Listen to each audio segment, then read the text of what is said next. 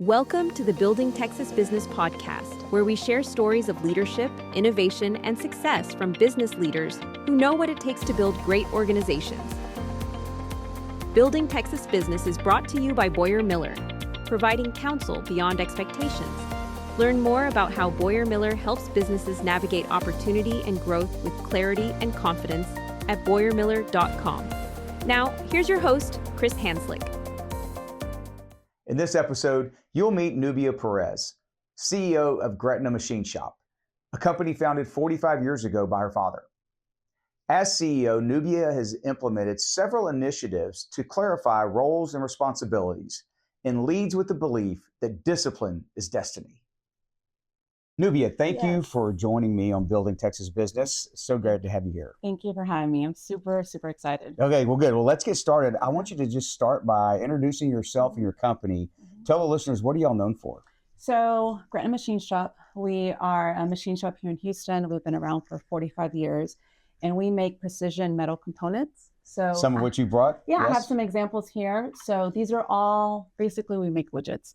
So for the aerospace, defense, and oil and gas industries. So we buy the raw material, and with our CNC machines, our computer numerical control machines, we make them ultra precision parts depending on what our customer requires.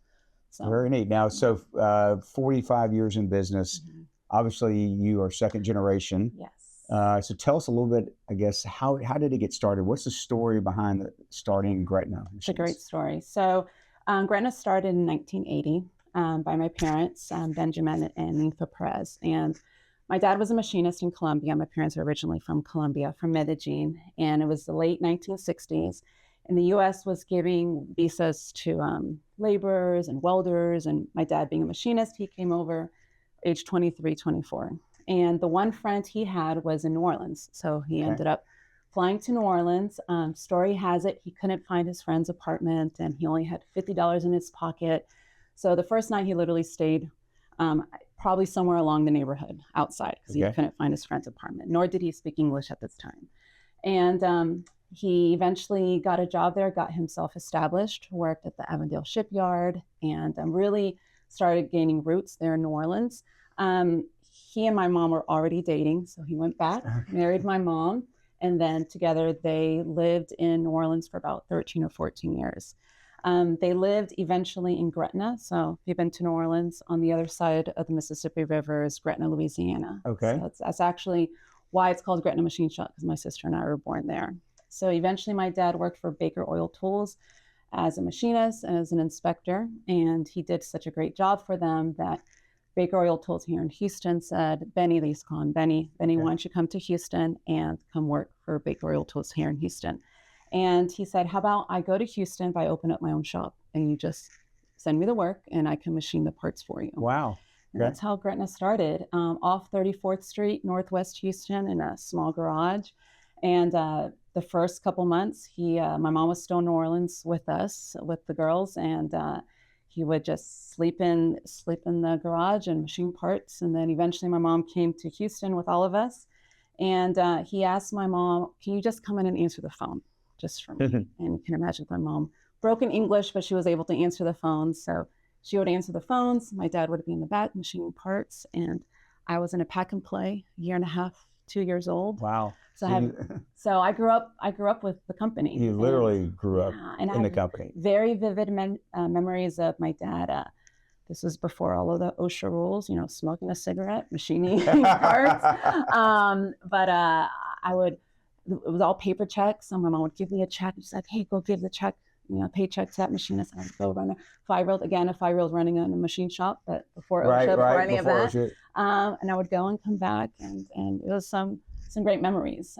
So together from 1980 to 2012, they ran the company until my father passed away in 2012. Wow, what a cool story. Yeah, I mean, it truly is the quintessential, American dream. We can see the pride that you have in it. It is. It's humbling, and I'm very proud to be part of it. So how did it come to pass that you took over, or tell us what you were doing and how that came about? Divine intervention, because it was not my plan at all. So at this time, I have a master's in sustainable international development from Brandeis University up in Massachusetts. So my plan was I was going to go work for the American Red Cross or the UN and travel the world and marry a Brazilian, live in London, and just other a Brazilian. You had you're very specific. Never met the Brazilian, but I was going to. So that was my plan, and I was able to land my dream job. So I was working for Gazprom Marketing Trading, Gazprom, the world's largest producer of natural gas, and I was originating carbon credits. So I was in the environmental commodities market. So I was traveling Latin America, originating carbon credits from renewable energy projects in Latin America to trade them in the cap and trade program in Europe. Super fancy, super awesome. And I got to travel quite a bit.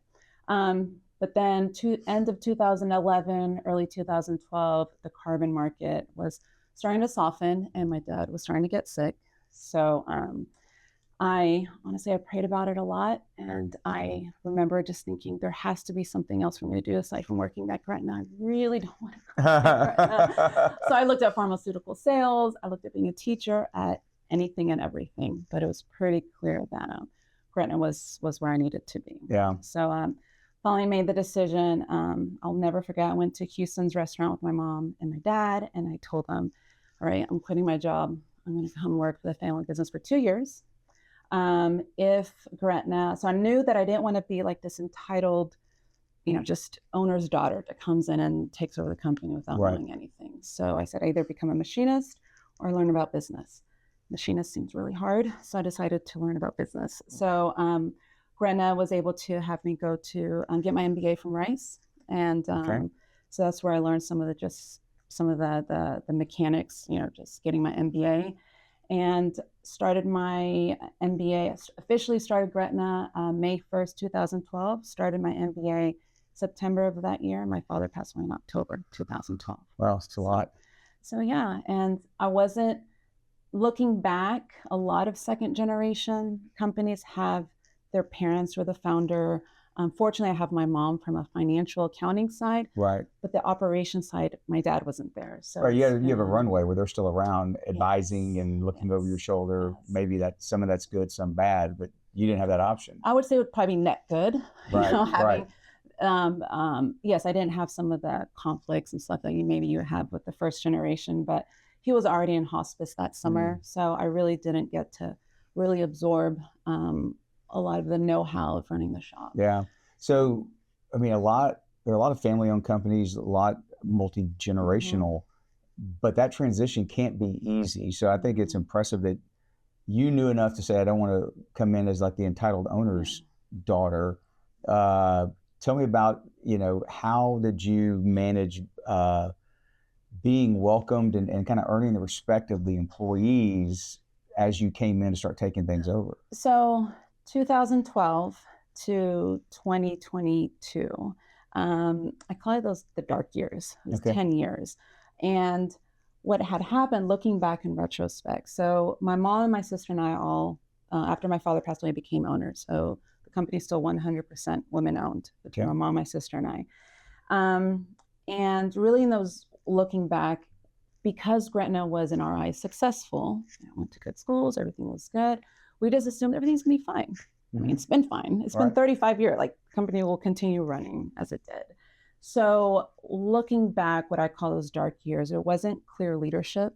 My mom's title was president. My sister and I were vice president, but there wasn't a clear vision, a clear path. There was no accountability. There was none of that. So in those 10 years, and mind you, COVID happened between that. Right.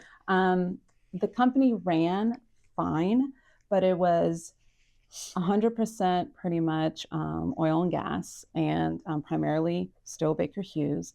So there were some underlying issues that really didn't come to surface until after COVID. And the funny story is, so I have kids. I have a 5-year-old and 7-year-old. So my team knows I reference a lot of Disney movies because that's the world that I live in. So it's December 2022, and I'm sitting in. It's like 2 a.m. I'm sitting in our living room, and I'm trying to figure out. I love doing org charts. So I'm trying to figure out, like, who's going to run this company. Is it going to be this person? Is it going to be this person? and maybe if I moved, in power plant, maybe if I put this person here, and if you've seen Frozen 2, Elsa, when she goes out in the cave, you probably haven't, I don't know if you've seen it, but she's trying to figure out who the fifth spirit is. So she said, this person is this person. And finally she realizes, I'm the fifth spirit. And that's literally what happened to me. I was sitting on my couch and I'm trying to figure out who's going to run this company, who's the most qualified. And I was like, like, it's me. Like, I'm the fifth spirit. Like, it's me. It's time for me to start taking on the reins. And I am one of the owners. I'm one of the daughters. I have my MBA. I have the desire. I have the get it, the want it, that has the capacity. So it's me. I'm the one who had to take the reins of this company. So January 6th, 2023, I gave a big speech to the company and I said, it's time. It's time. I am going to start running this company. Don't really know what that means. Don't really know what that entails. So to answer your question, I spent the next 6 months doing an internship on the shop floor. So I don't usually dress like this typically. I wore my Gretna shirt and my steel toes, and I just watched and asked lots of questions and didn't make any drastic changes. I was just there to absorb and look, and it's like I need to understand our business, not so much from what I was doing previously, the last 10 years prior, but really more on the day-to-day operations. Yeah, it's. I mean, I'm amazed that y'all. I mean, now I can understand why you call it 10 year of darkness. Mm-hmm. That you went that long without maybe clear leadership. So, I guess no one was running the company, right? Y'all were just doing it by somewhat committee in those 10 years. No, it was like a faux kind of running. Mm-hmm. I mean, we would have meetings as with our accountant or with my mom, but we were, as a leadership team or as owners, my mom, I said, we were focused on, we became AS 9100, which is a certification to do aerospace parts. Mm-hmm. So that's all great. We knew that we needed to diversify. We moved to a new building. So we did a lot of behind the scenes work, mm-hmm. but truly understanding, more importantly, where do we want to be in 10 years? And then working back.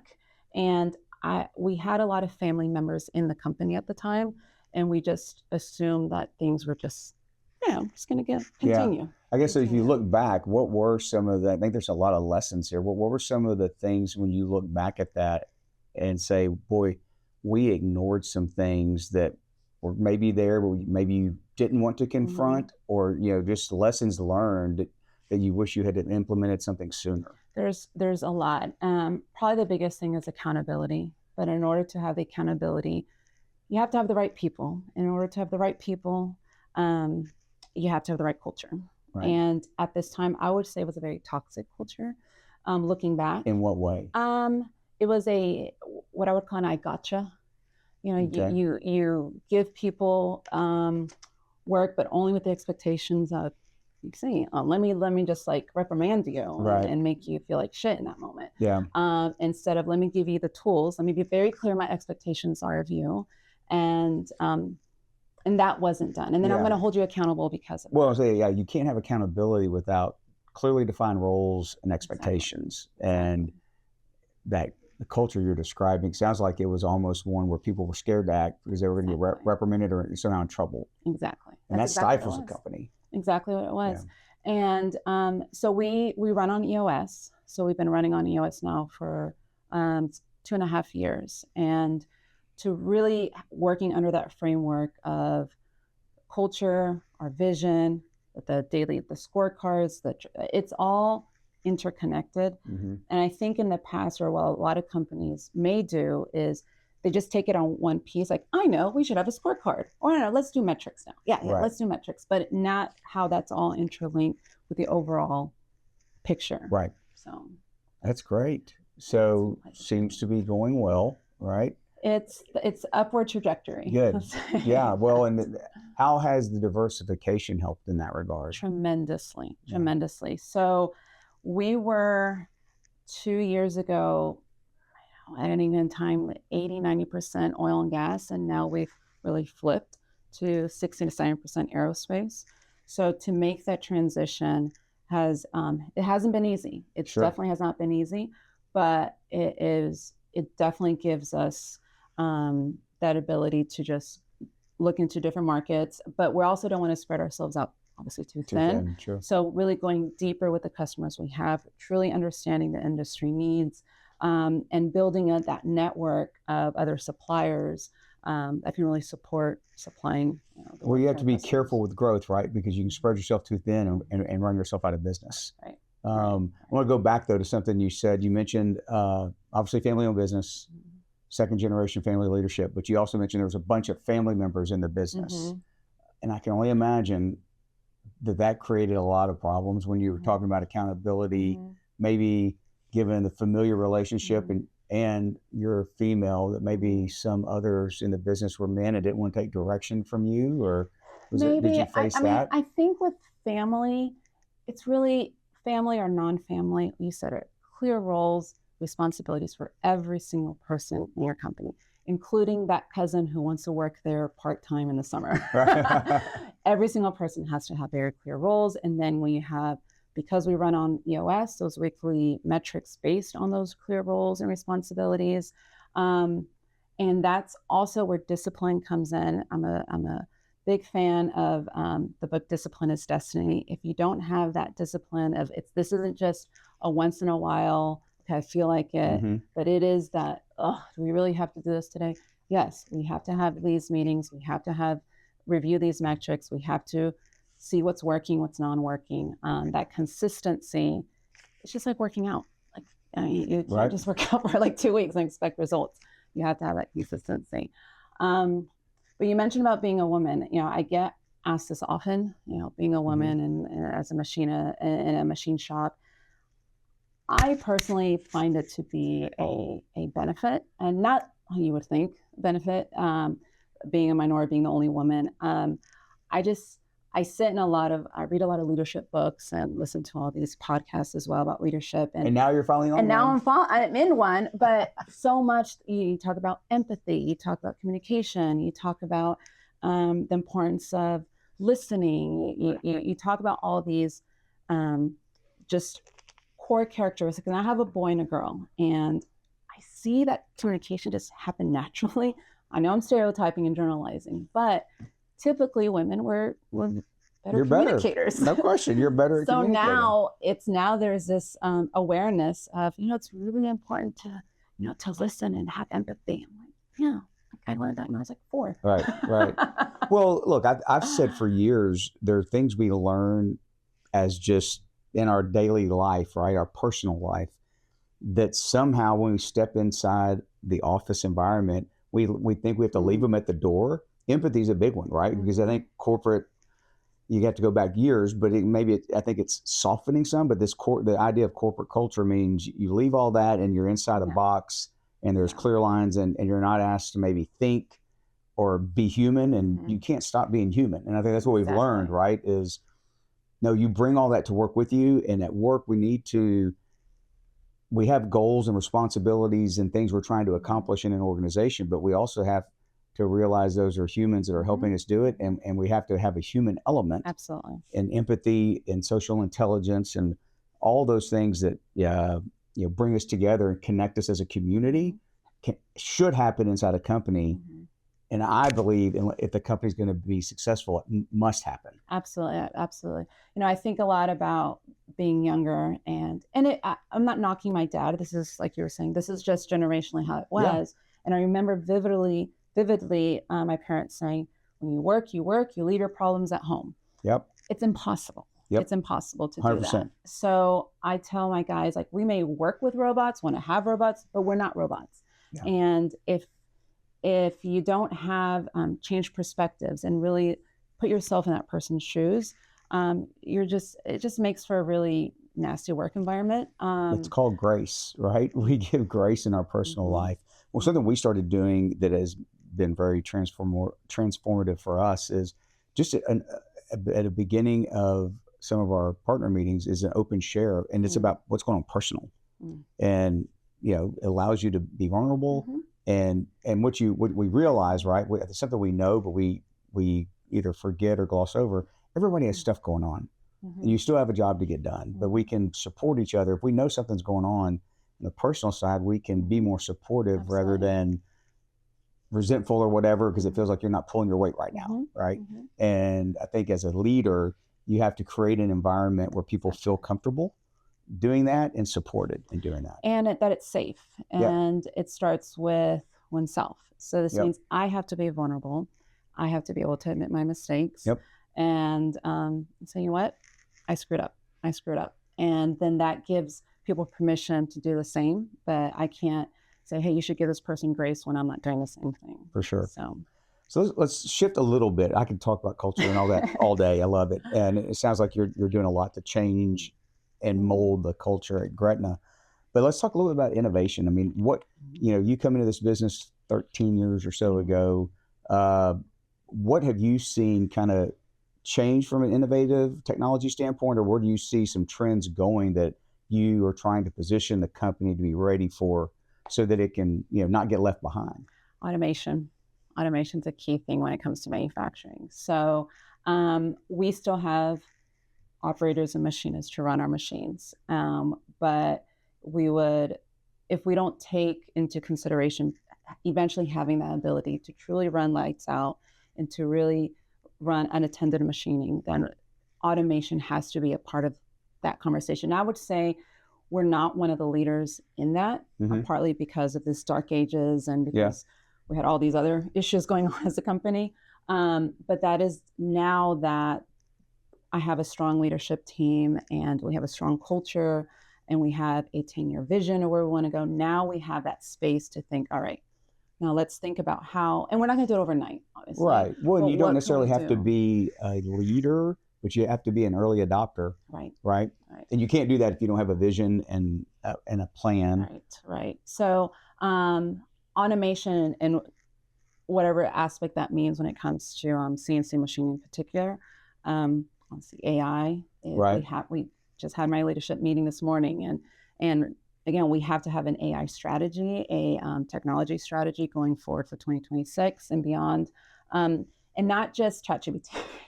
Right. It's so funny. Beyond that, the big subtitles always trap us, right? Because everyone just thinks ChatGPT when you say AI, and it is so much more than that. More than that. No, and it's a tool. It's a tool that we have to see how can it be incorporated in marketing and sales and operations and legal documentation review, whatever that is. And again, it's not a blanket, but what are some low-hanging fruit that we can start getting comfortable with it?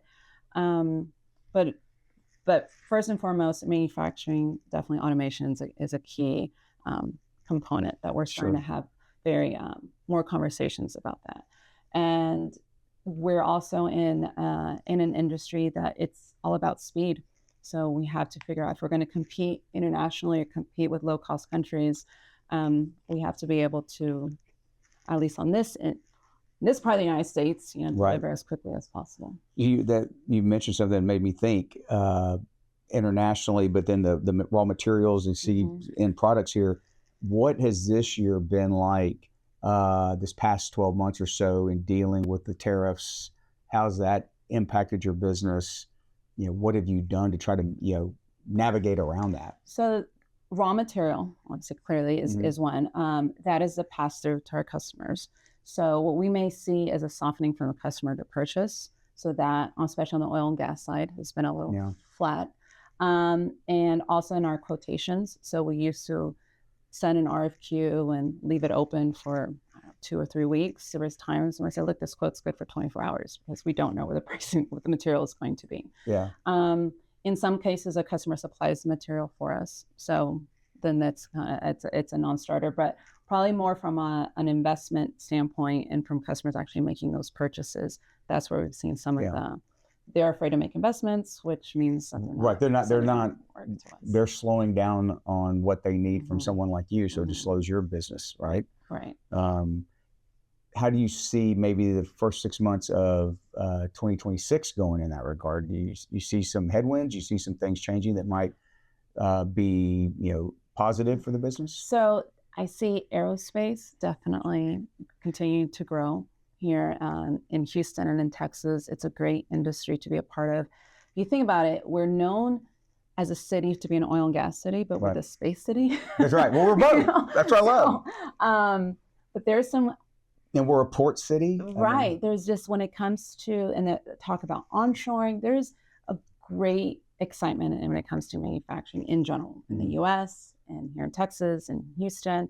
I'm part of the Greater Houston Manufacturing Association. I'm a board member of that association, part of the National Tooling and Machining Association. And conversations are definitely like, how do we make manufacturing sexy again? Like, how do we make it where the young generation is excited about things that are being made? And there's such a disconnect, unfortunately, that someone had to make this. Right. Well, like, things have to be made. I mean, it's pretty interesting because you think of machine shop, and I mean, this is like really cool stuff. I mean, and clean, and I mean, it's not what you think. It's not what you think. So on the oil and gas side, though, I mean, just recently, right, for the first time, we had the sale of leases in the Gulf for the first time in several years. Do you think that may not be a near term, because I know there's a lot of investment and time, but do you see that as an opportunity in the near to midterm? It is. And what I've learned just about markets in general, perception is sometimes more than reality. So when people get excited, when people hear about further investments, or whether it's a space a rocket that launches, or further leases, and just there's more momentum and more excitement, that so I do think all of that helps. Absolutely. Okay. So I'm excited about 2026 as an industry, obviously as a company, and I'm an optimist, but just in manufacturing, the conversations that I've had outside of our company, just with the different associations and the different Governor Abbott pushing for more further trade schools and more vocational schools. I mean, that's all great. Yeah. It's all great for us as a state. So we'll come back to culture. I don't know if you got to finish the thought, but you described the old culture at Gretna as toxic. How would you describe today's culture? I would say that it's open. Where our tagline is to be leaders in mindful manufacturing, which means we're very intentional in the people we hire and our customers, extremely relationship driven. So I have all of our customers' names on my phone. Our sales people do. So in a world of so much disconnect, we'd like to position ourselves as a company that we're going to pick up the phone. We're not going to hide. Your shit happens. Your part's going to be late sometimes. We're going to scrap parts, but something that infuriates customers, because they've told us, is when no one answers and picks up the phone and tells them what's going on. So we are proactively having building those relationships. So that's how I would describe, very open, very intentional. Every Friday at 6 a.m., we do these company meetings, and we start out with some exercises that our quality director leads. He's a big health guy. So then everyone in the leaders of the company say whatever's going on for that week. And then I call it my sermon. Like, I just talk about whatever is on my mind. And it's usually topics that you wouldn't normally hear in a machine shop. Empathy, authenticity, the importance of communication. So to your point earlier, we're not robots isolated. And I feel that the better home life they'll have, the better they'll be at work. Because I love that. I could do that here, but no one would be there at 6 a.m. on Friday. So well, we start early for some reason, and I don't know. I should have asked my dad at some point. I don't know why machine shops we start at 6. I've asked people, are like, I don't know, we're just always start at 6. Yeah, that's just what they do. In the machine shop industry, Mark, we start at 6 a.m. No idea why. Maybe because most of them aren't air conditioned. Ours. I don't know. What's the cutoff time? 8 hours, 2:30. Okay. And then with overtime, maybe it's leave time for overtime. Yeah. Maybe so. And then a second shift.